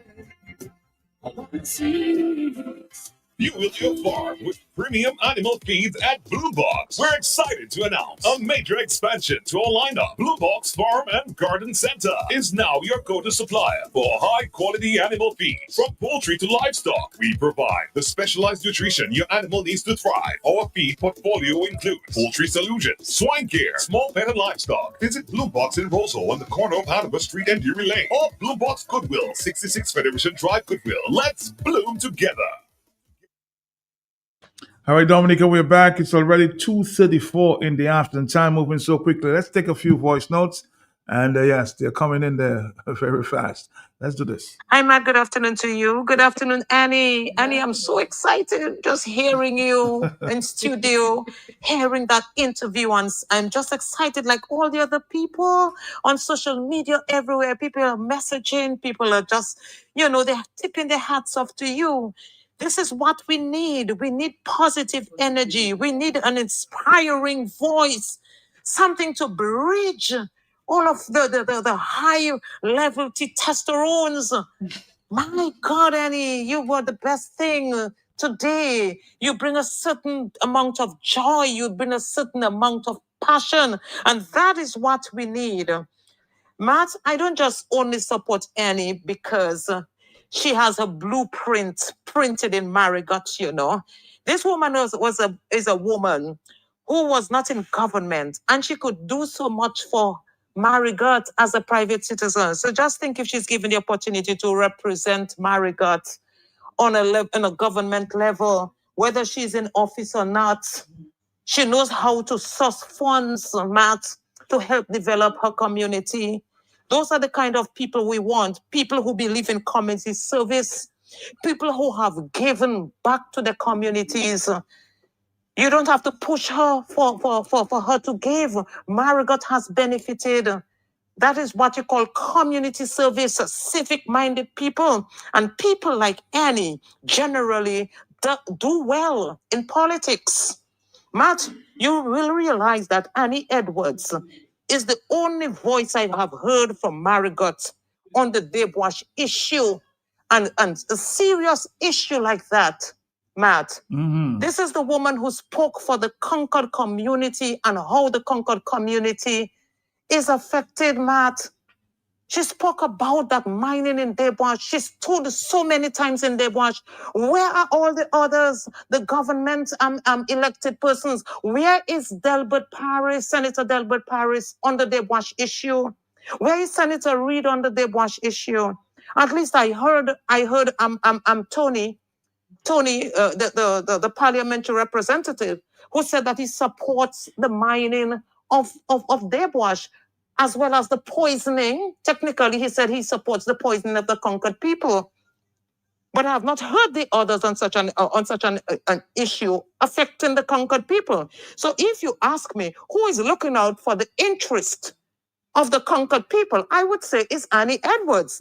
And if I were in Dominica and a voter, I'm voting in the Marigot constituency, I would have voted for Annie Edwards, because someone who is looking out for my interest and seeing that my water remains healthy, then this is who I would vote for, because water is life.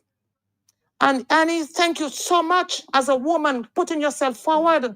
We need more women to come forward to represent our communities politically. Because right now, I believe that the men have all let us down. So it's now for a time, now is the time, the right time for women to step up, to represent their constituencies, represent their communities. It's time for women to take over the governance of Dominica. And I'm looking forward to that day when we will have a full government of only women. Women who means well for the country, the citizens, women who will shape policies for women and children, and a better way of life to take Dominicans back to being first-class citizens and not being dependents. Matt, we are resilient people, you know, and I think the Dominican women are the most resilient group of individuals in Dominica. Thank you. Thank you. Let me ask you a question, my friend Maslin. So what is wrong with our men? You sound a little sexist there, huh? Thank you very much.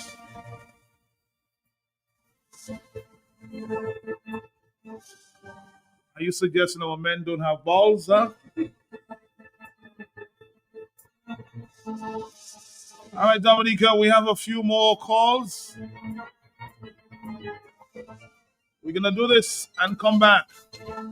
The phones keep ringing. Stick around. We are in the hurricane season. Stay informed by tuning in to Q95 FM radio for updates on the storm's path and any evacuation orders. Knowledge is power during a hurricane. Win an unforgettable experience during the FIFA World Cup games and win with Coca-Cola. Here's how you can enter. On cap a 591 ml Coke original taste or Coke zero sugar with the football label. Find the unique code under the cap. Send that code via WhatsApp to 265-5792 or scan the QR code in stores. It's that easy. One entry can make you win one of 5 flat screen smart TVs during the FIFA World Cup game or win FIFA merchandise instantly with over 1,500 prizes to be won. For more details, follow Josephine Gabriel Facebook page. Score with Coca-Cola and win.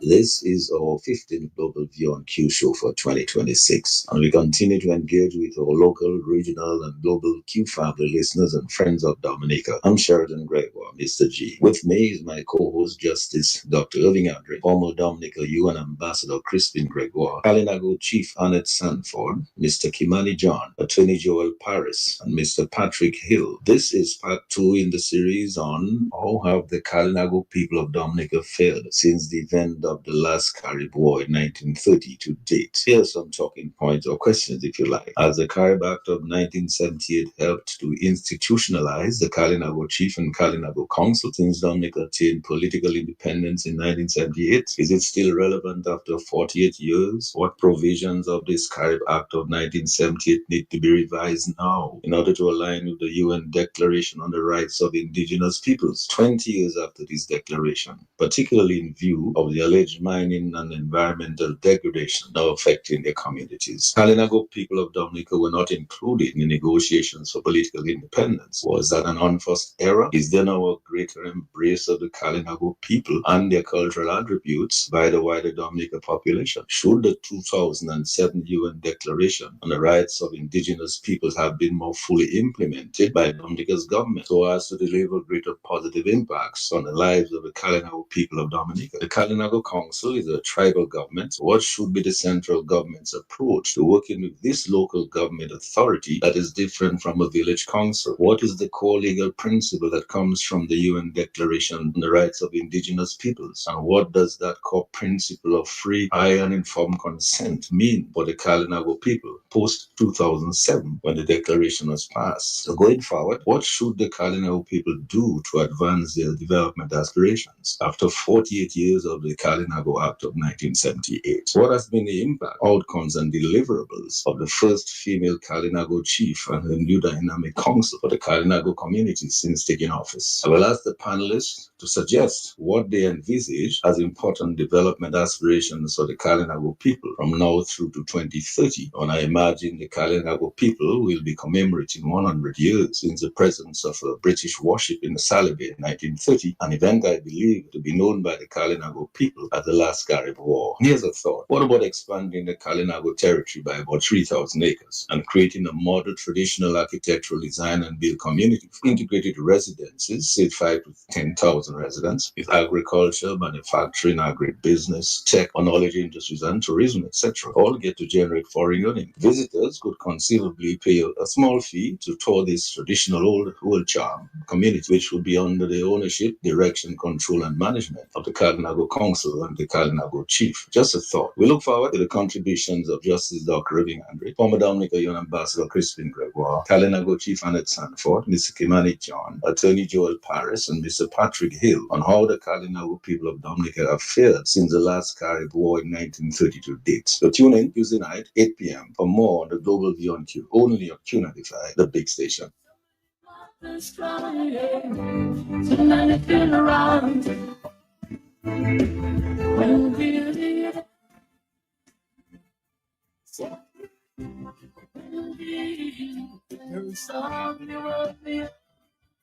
And the children can play. I want to see. Home improvement, millions of lines for you. Kitchen appliances, even home decor too.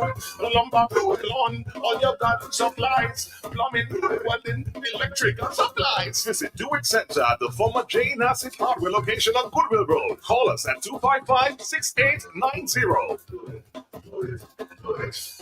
And the only for your people from the corner. When government counterproductive of what your citizens are trying to achieve.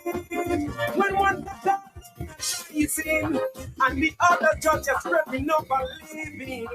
Whoa, it's nothing strange. It's like On the telephone, hello, talk to me. Yes, are you there? Yeah, Matt. Hello, Matt. Hello. Hello? Yes, I'm hearing you. Yeah. Great woman, Matt. She's a God-fearing woman, just like her mother. So she will also help us in the way she should. She's a very nice girl, and she's a God-fearing woman. May God continue to bless her, and she'll continue the work she has begun. Thank you. Thank you. when change declares its day. Who can stand in his way? What one seems impossible, no becomes inevitable.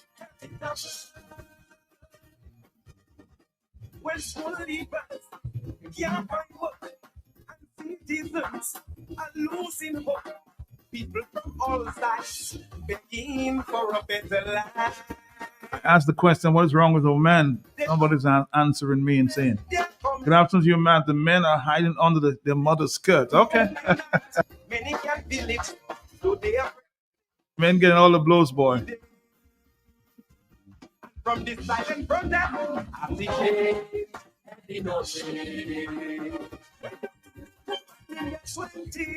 so no one is like to understand me. Matt, we need candidates with national impact like Annie Edwards and Juliet, the one coming to Salisbury too. One good candidate encourage the others. Agriculture. Whoa. It's nothing strange. It's like bullshit. Mama, whoa. Whoa. Mama, yeah.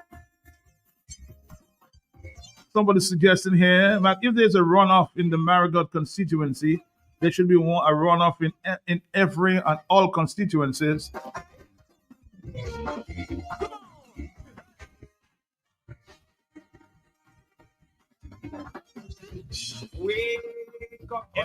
I guess basically say, well, if there are other constituencies that two people are, putting the names forward, maybe the same should apply.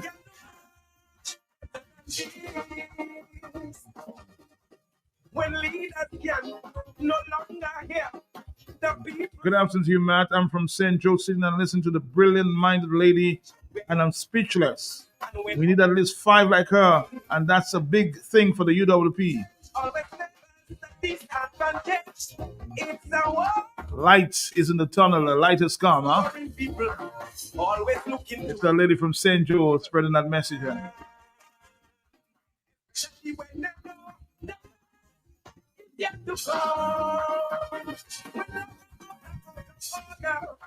And the citizens of confidence in the body. When grieving parents and victims of crime crying out, but cannot get no justice. When corruption grows from the very top, and the masses feel that they have had enough. Whoa, it's sharply changed. It's time for change. Mama, whoa. Play the dice, huh? That's what I've been doing, sir.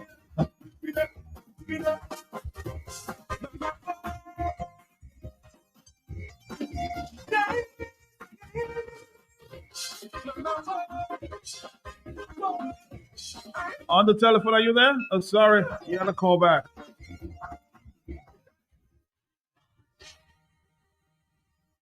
All right, Annie, you like the vibes thus far? Yes, I want to say thank you to all the callers, people who sent in messages and so forth. Mhm. It's definitely boosting my Confidence? confidence and tell me that I am making the right decision. So Making the right- thanks to everybody out there. Let's take a phone call. Are you there, caller? Yes? Yes? Caller. Hello? Yes, hello. Yes, talk to me. Yeah, quick question. Margaret is one of the only guaranteed constituencies that the party has. Instead of working with who the Constituency Association has accepted as their representative, why do you think it's necessary to have the entire country focus on Margaret as a negative right now? That's the question I want to ask. As a negative? But where's Yeah, because the What's the negative? What is the negative? Just point out the negative for me, please. yeah, but the whole country, the whole country is talking about Margaret. But the whole country is talking about democracy as well. I mean, she has put her name in forward, and she has said, if the national executive decide that Delbert will be the candidate, she'll give Delbert the full support. So why are you saying the whole country is against Marigold? I don't get you. Can you make your guess? I didn't ask you a question. I'm asking you because you want to answer the question, Annie. I don't understand what he's saying. You don't understand? Where's the negative? Again, I'm asking you again. Where's the negative? You're saying the same thing. Where's the negative? Mark, it's a negative because I'm hearing all kind of different things because I'm hearing the association has elected Delbert as their representative. And I'm hearing the party say, no, they want another person. I want to know why the party association recommends. And the what's that? The Constituency Association recommends, is the National Association that makes the decision. That's what the Constitution says. I have a copy of the article. Go on the article, Article 8 of the Constitution of UWP, and you'll see. So the the National Association recommends. So it doesn't have to be the final decision there. Okay, let me find out, and then I'll call back. But she just quoted it for you in the Constitution. On the Article 8. She just of course told you the reference on the Article 8 in the Constitution of the UWP. Okay. On the Article 8, you said? Yes, Article 8. Yeah. All right. So call back. All right? I don't see. Do I see the negative here? I don't know. 4493095. It's a democracy. Hello, talk to me on the telephone. Yeah. 44930959697. Let's take a phone call. Yes. Are you there? Hello. Yes. Yes, Matt. I'd like to say that as someone who had been on the nominations committee for many years in the UWP, the nominations committee, the group, the Constituency Association, they will make recommendations to the executive and the nominations committee, and they will take it forward. But from the constituency branch, they don't say, well, this is who I want to be leader. All they can do is they will make representation. They will nominate somebody, but then the wider body will take a look at it and they will come up with their own assessment. That's how it works, Matt. All right, caller. Thank you. You said you were a former member of the executive. Hello, talk to me. You know better. Hi. Are you there, caller? Yes. Good afternoon to you, Mark. Good afternoon to you. Yes. Edward in public. Caller? This is a very good conversation and you go forward. And nobody's position. You're in your own position. But if nobody tries to tell you anything nonsensical, go forward. And all the other constituencies should have new blood, new people talking newness and want to bring them in. That's fussing and fighting there, and that's retired as nonsense. Congratulations on going forward. Body's position. And have a blessed afternoon. Thank you. All right, thank you very much. 449-3095-96 and 97. Dominica, it's 2:53, and we have a limited time. The calls are still coming in, and the 449-3095. Yes, somebody just keeps requesting that song.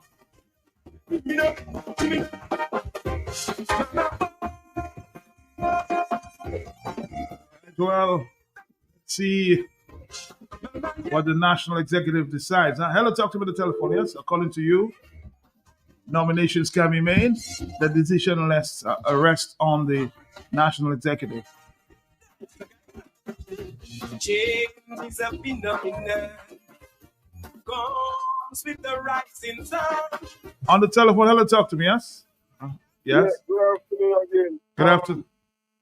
But Yes, sir. people don't just, I don't know, they say good to ask question, but I try to research first or ask it correctly. You see the same voice, they look like it's the same man that attacked the man of Joshua Francis. And tell him just stay out of that. And Matt, if it's not so, yeah, okay, bye-bye. If it's not so, we want to have a clear vibe. We don't want nobody to come and handpick and hide nobody and put nobody in nowhere sit down.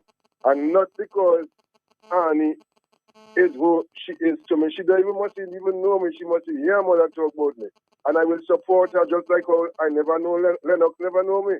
But I show my support because Matt, it's Satan alone I don't want to help me with train out care because I will take chance with Satan. And tell all around to put in them out in this thing here. And he more positive, she's more positive, and you know about brand new. To me, I never know her in any politics yet. So that does bring in a kind of vibe, it's just brand new. And that's real strong on it. I'll give you Well, are you there, caller? Yes, are you there? Hi, Matt. Good afternoon. I want to say congratulations to Annie Edwards. Welcome in. But I have a question, though. So under what process, what was the process that Leonard Linton was elected or selected for the leader or to represent Marigot? Is it not the same process now? So why does it have to change? Or maybe he was selected wrongly. Maybe he sabotaged it and he just put himself in the ring and did not go through the proper process. So now the proper process is taking place. They got a problem with it. So I would like to know, how was Lennox Linton selected to represent Marigot for the last two elections? That's my question. All right, hello, talk to me. Do you know the process that took place? I don't know. I just know. Well, I remember Mr. James telling us that, recommending him. Okay. Yeah. Hello, talk to me. Yes. Are you there, caller? Hey, Matt, good afternoon to you and your guest. Yes, sir. Yeah, that's a breath of fresh air, fresh blood, new blood. And I was the same guy you met with, Zay Manuel at Fresh Market, remember? Yes, yes. Okay. What I would advise Lennox Linton, he's a guy I love very much. I have pictures with him all over the place. He and Edison James, just be good advisors to UWP and change the on its way. Thank you.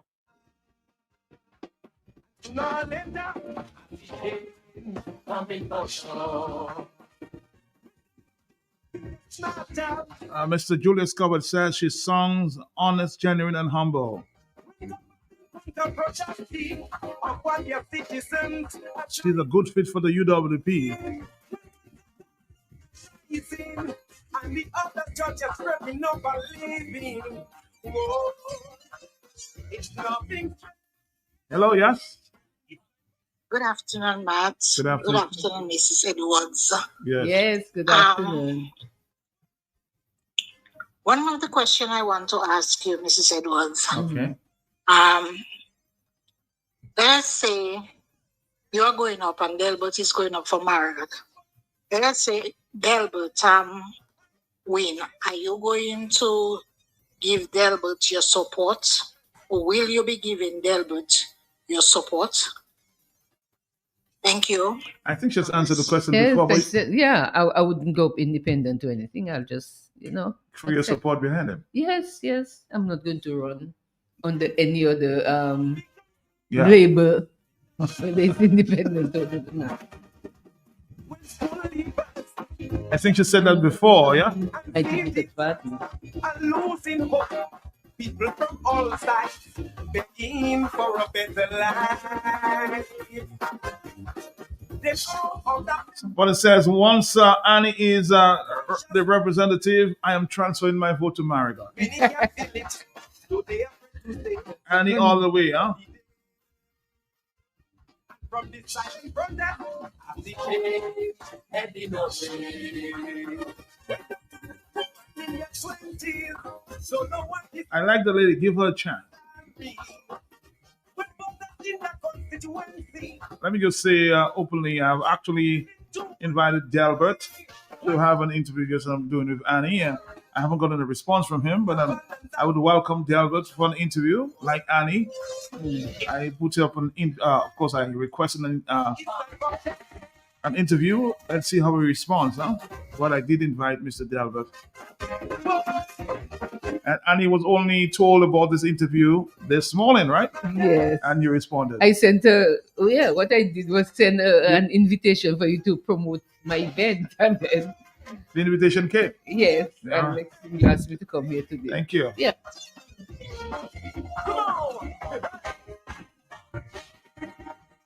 He actually invited me to the Marigot meeting on Saturday, and I took the opportunity to invite her for this interview today. See, hello, talk to me, and I actually asked Mr. Delbert if he is willing to do an interview with me. I hope that will come very soon. Hello, talk to me on the telephone. Yes, are you? Yeah. Yes, man. Good afternoon. Good afternoon to yes. you and Miss Annie Edwards. Yes. Uh huh. Miss Edwards, I'm not Yes. gonna go into the spiel. You don't know me. I don't know you. I know of your work. You've been on the radio many times fighting for the country, and so I've been Mr. Delbert, Mr. Linton, and the former was Mr. Edison James. Mhm. And I think you can be as good as a candidate as anybody else. And listening to you, I want to say thank you this afternoon for coming to the radio to kill some of the negative stories that I've been hearing. Okay? I'm not one of them people who like to jump on bandwagon. You said something this afternoon, and a lot of our people miss it because some of them calling and carrying the same dirty water that some people want to carry. Let me say something to you, Miss Edwards. What you said. You approached Mr. Linton and Mr. James and told them that you were running. You asked for their blessing. You asked for you spoke to them, not asked, but you spoke to them and tell them you're gonna get in the race and whatnot. They told you they are there ready to pick someone. Yes. Select. And based on the rules, they have the right to do that. But you said to the public, well, I just want you all to know that I'm being raised, and I think that was quite cordial and professional. But we tend to read things in stories when we hear them, and with the story goes. You see, it starts like a little mound, and then next year is a mountain. Now, for you, Miss Edwards, I don't see why you cannot be a candidate because you just stated your resume early on. You have been in planning. You have been, and people asking you if you did just made a quick decision. You have been in the business of taking care of Dominic and fighting for Dominic, and so you have always been there. You have been in the UWP from in the 90s. I heard you say, so I'm listening, you know. And I'm sure the people who are listening to you heard the same thing, but they just, some of them conclude what they want to hear. We must cut this kind of nonsense out, people. Miss Edwards, I just appreciate your professionalism. Max, I want to thank you again, like I've always done. We need to stop the kind of nonsense. Matt, I'm glad you brought us here to kill this poison, because we have a mindset that is only what we think or what we want should be. It don't always work so. I think that lady will be a giant to stand for Dominica. I think, and she just told you about the day one business match. And I called you last week to tell you about the Kozia Frederick news I heard. He's gone along to poison his people to have a airport bill. Like we can't get stuff otherwise. And Miss Annie Edwards is fighting for Kalinago. She's fighting for African people. She's fighting for the country to save the country. So why can't she fight in the parliament the same way she's fighting on the street, like she fought before in planning? We need to stop the nonsense, Matt. And I hope in the future that people will understand what Mr. Linton and Mr. James do, or whoever picked Mr. Parrish, did not do it out of malice towards her, because she told us they had a powwow. They spoke. She went. She tell them what she's planning. So it's in the open. It's not a backlash. It's not something with this and that and not the other thing. Take this thing. We need to be more professional. We're really mediocre when it comes to politics, and we don't understand issues. We let emotion override our thinking, and we run with that. You know, just like a gentleman called you, Marigot is in the thing is negative. It's not negative. She's there to clear the air. She's there to make her candidacy known. And if she wins and she goes forward, she should get the support of the people, because she's supporting the UWP. And I think all of us who would like to see a change in Dominica, give her a chance. Let her be there. All of us would like to see a change in Dominica. Give Thompson a chance.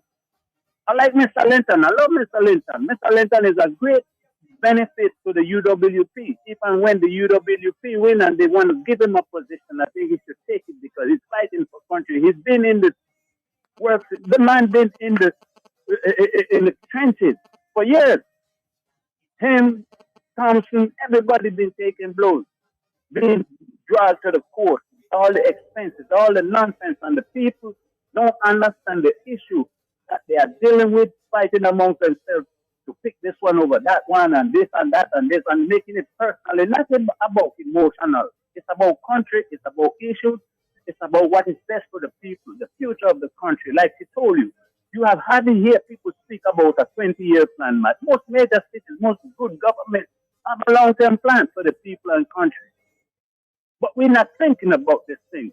When someone speaks to you and tell you this thing, you must understand that mindset of that person. That person is not running for self, not in little mediocre business that you see running around that Roosevelt Kerry just throwing the people around the country. They want people with a good mindset. I'll tell you what, because of time, we've got to shut you down for now. Thank you always for your contribution.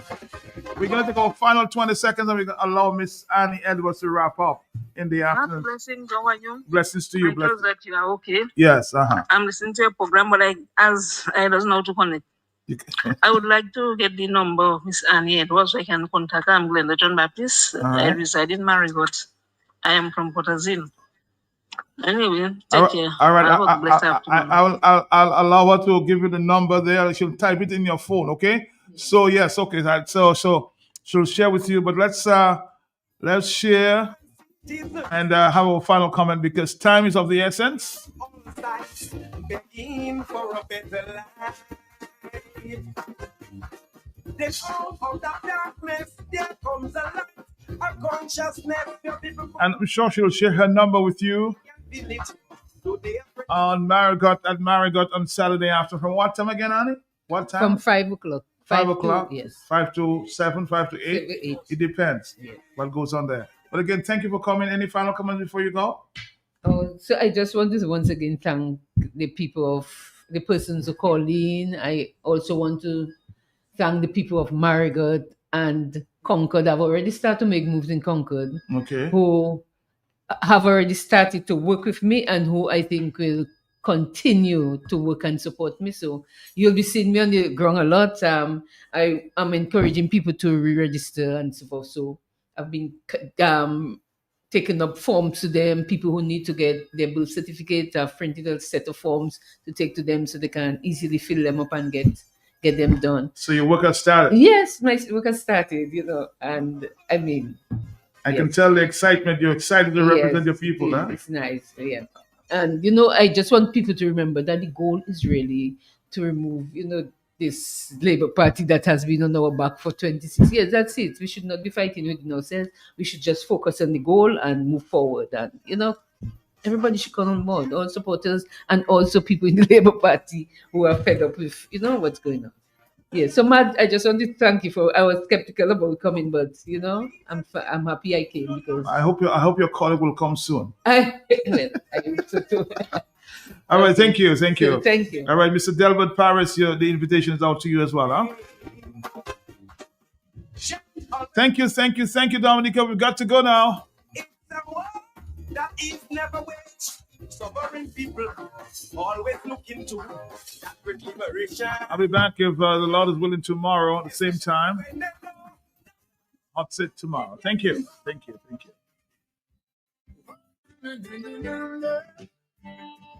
This is our 15th Global View on Q show for 2026, and we continue to engage with our local, regional, and global Q family listeners and friends of Dominica. I'm Sheridan Gregoire, Mr. G. With me is my co-host, Justice Dr. Irving Andre, former Dominica UN Ambassador Crispin Gregoire, Kalinago Chief Annette Sanford, Mr. Kimani John, Attorney Joel Paris, and Mr. Patrick Hill. This is part 2 in the series on how have the Kalinago people of Dominica fared since the event of the last Carib War in 1930 to date. Here are some talking points or questions, if you like. As the Carib Act of 1978 helped to institutionalize the Kalinago Chief and Kalinago Council since Dominica attained political independence in 1978, is it still relevant after 48 years? What provisions of this Carib Act of 1978 need to be revised now in order to align with the UN Declaration on the Rights of Indigenous Peoples 20 years after this declaration, particularly in view of the alleged mining and environmental degradation now affecting their communities? Kalinago people of Dominica were not included in the negotiations for political independence. Was that an unforced error? Is there now a greater embrace of the Kalinago people and their cultural attributes by the wider Dominica population? Should the 2007 UN Declaration on the Rights of Indigenous Peoples have been more fully implemented by Dominica's government so as to deliver greater positive impacts on the lives of the Kalinago people of Dominica? The Kalinago Council is a tribal government. What should be the central government's approach to working with this local government authority that is different from a village council? What is the core legal principle that comes from the UN Declaration on the Rights of Indigenous Peoples? And what does that core principle of free, high, and informed consent mean for the Kalinago people post-2007 when the declaration was passed? So going forward, what should the Kalinago people do to advance their development aspirations after 48 years of the Kalinago Act of 1978? What has been the impact, outcomes, and deliverables of the first female Kalinago chief and her new dynamic council for the Kalinago community since taking office? I will ask the panelists to suggest what they envisage as important development aspirations for the Kalinago people from now through to 2030, when I imagine the Kalinago people will be commemorating 100 years since the presence of a British warship in the Salibay in 1930, an event I believe to be known by the Kalinago people as the last Carib War. Here's a thought. What about expanding the Kalinago territory by about 3,000 acres and creating a model traditional architectural design and build community with integrated residences, say 5 to 10,000 residents, with agriculture, manufacturing, agribusiness, tech, knowledge industries, and tourism, etc., all get to generate foreign earnings. Visitors could conceivably pay a small fee to tour this traditional old world charm community, which would be under the ownership, direction, control, and management of the Kalinago Council and the Kalinago Chief. Just a thought. We look forward to the contributions of Justice Dr. Irving Andre, former Dominica UN Ambassador Crispin Gregoire, Kalinago Chief Annette Sanford, Mr. Kimani John, Attorney Joel Paris, and Mr. Patrick Hill on how the Kalinago people of Dominica have fared since the last Carib War in 1932 date. So tune in Tuesday night, 8 p.m. for more on the Global View on Q, only on Q95, the big station. If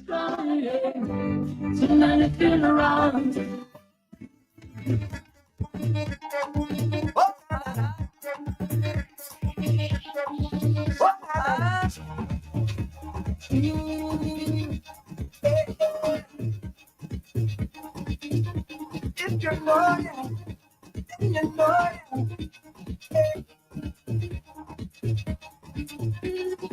We all at the ground, yeah. We all in the down, yeah. We open the story. It's about Tuesday morning. Everybody coming in. We ready to run. We gon' make them jump. We gon' make them turn up. We gon' make them ride. We gon' make them free up. It's this Mr. Bacchanal. In this big book of the car, this carnival. I want to go nowhere.